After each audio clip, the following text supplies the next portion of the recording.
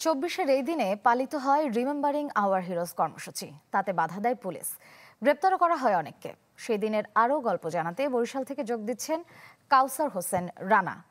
রানা, জুলাই অভ্যুত্থানে তো অনেক কিছুই ঘটেছে, তার মধ্যে আজকের এই দিনে গত বছর কি কি ঘটনা ঘটেছিল বিস্তারিত শুনবো আপনার কাছে।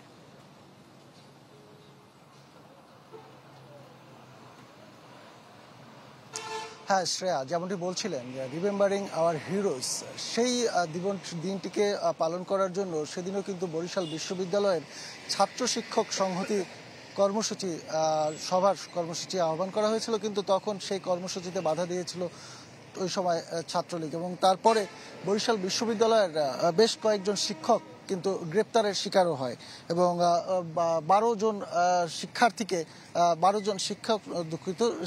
গ্রেপ্তার করা হয় এবং 12 জন শিক্ষার্থীকে কিন্তু গ্রেপ্তার করে নিয়ে যায় পুলিশ। যাদের ভিতরে ওই দিন গ্রেপ্তারের শিকার হয়েছিলেন এমন শিক্ষার্থীও এই মুহূর্তে আমার সামনে রয়েছেন এবং তখন যে আন্দোলনে সক্রিয় ছিলেন তারা এখন রয়েছেন। তাদের কাছে আমরা একটু জানতে চাবো। প্রথমে আমার এখানে রয়েছেন রাকিব, যিনি ওই দিন গ্রেপ্তারের শিকার হয়েছিলেন। কি এমন পরিস্থিতি ঘটেছিল একটু জানাবেন? আসলে ওই দিন আমাদের ছিল হলো ছাত্র শিক্ষক সংহতি সভা। এই প্রথমেই আমাদের যে শিক্ষকগণ এই সর্বপ্রথম আমাদের সাথে একটা সংহতি সভার আয়োজন করার চেষ্টা করেছিলেন।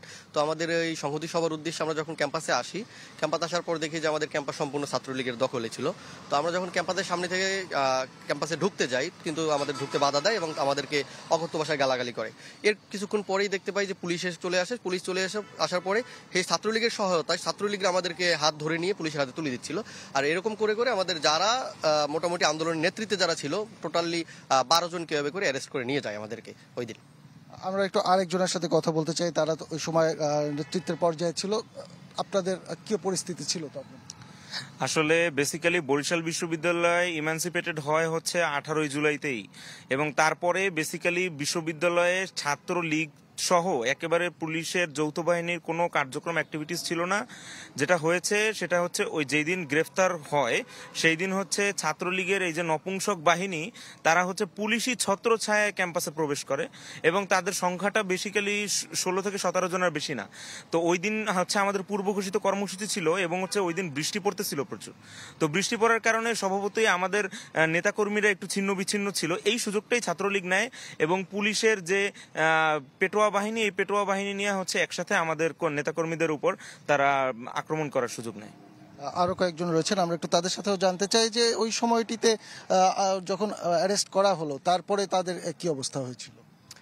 তাদেরকে প্রথমে ধরে নিয়ে থানায় আটকে রাখার পর তাদেরকে বিভিন্ন স্বীকারোক্তি আদায় করতে চাই, কিন্তু আমাদের শিক্ষার্থী যারা ছিল বা ছাত্র নেতা যারা ছিল আন্দোলনকালীন যারা দৃঢ়ভাবে ছিল তারা কোনো স্বীকারোক্তি দিতে রাজি হয়নি। পরবর্তীতে আমাদের শিক্ষকরা গিয়ে ওখান থেকে তাদের ছাড়ানোর জন্য অনুরোধ করলো, তাদেরকে ছাড় দেওয়া হয়নি। পরবর্তী সময় দীর্ঘ সময় তাদেরকে আটকে রেখে তারপরে হচ্ছে ছাড়া হয় থানা থেকে। এখানে একজন সংবাদকর্মীও রয়েছেন যিনি ওই ঘটনা সম্পূর্ণ তিনি দেখছিলেন, বলা যায় যে তার চোখের সামনে এই ঘটনা ঘটছিল এবং তিনি ভিডিও করছিলেন। কি ঘটনা ঘটছিল আপনি দেখছিলেন? তো আসলে যেদিন আমাদের আওয়ার রিমেম্বার্স আওয়ার হিরোজ এই কর্মসূচিটি কেন্দ্র থেকে দেওয়া হয়, সেদিন সংবাদ সংগ্রহের জন্যই মূলত আমার ক্যাম্পাসে আগমন।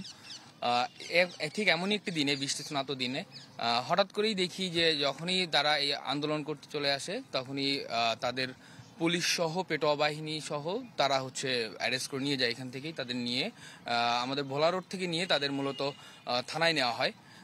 এই দিনটা ছিল এভাবেই শুরু হয়। তারপরে অনেক উৎকণ্ঠার পরে আমরাও থানায় যাই এবং শিক্ষকরা যেয়ে মূলত তাদেরকে ছাড়িয়ে আনে। আপনারা কি পরিস্থিতির মধ্যে ছিলেন? আমি বলতে চাই যে আমরা তো তখন সুজয়দার সাথে কথা বলে আমরা ছাত্র শিক্ষক যে একটা অবস্থান কর্মসূচি ছিল সেখানে আসতেছিলাম।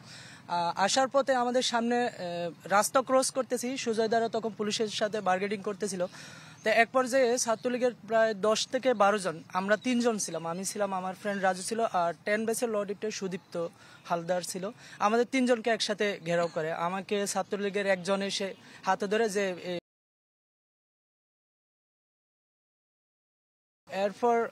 এরপর কি করলো, আমার এক ফ্রেন্ডকে ঘাড়ে ধরে ধাক্কা মারলো, রাজুর রহমান, ওকে ঘাড়ে ধরে ধাক্কা মারলো। এক পর্যায়ে পুলিশ আসলো দৌড়াইয়ে, উনি এসে আমাদেরকে রাস্তার ওপার দিয়ে ব্রিজের নিচে নিয়ে গেল, বলে আপনারা কি থানায় যাইতেছেন নাকি বাসায় যাইতেছেন? আমরা বলতেছি আমরা তো আন্দোলনে ছিলাম, আন্দোলনে মানে শিক্ষকদের সাথে কর্মজ্ঞাতে। ঠিক আছে, ধন্যবাদ। শুনতে পাচ্ছিলেন যে এই আন্দোলনে যে 12 জন গ্রেপ্তার হয়, পরবর্তীতে শিক্ষকদের দাবির মুখে তাদেরকে ছাড়তে বাধ্য হলেও শিক্ষার্থীদের এই গ্রেপ্তারের পরে কিন্তু আন্দোলন আরো চাঙ্গা হয় এবং শিক্ষার্থীরা আরো ক্ষুব্ধ হয়ে এই আন্দোলনকে আরো পরিণতির দিকে নিয়ে যায়। তো এই ছিল বরিশালের সেই দিনটির পরিস্থিতি। শ্রেয়া। ধন্যবাদ রানা। রিমেম্বারিং আওয়ার হিরোজ কর্মসূচির নানা গল্প বলতে আমাদের সাথে এতক্ষণ যুক্ত ছিলেন বরিশাল থেকে সহকর্মী কাউসার হোসেন রানা।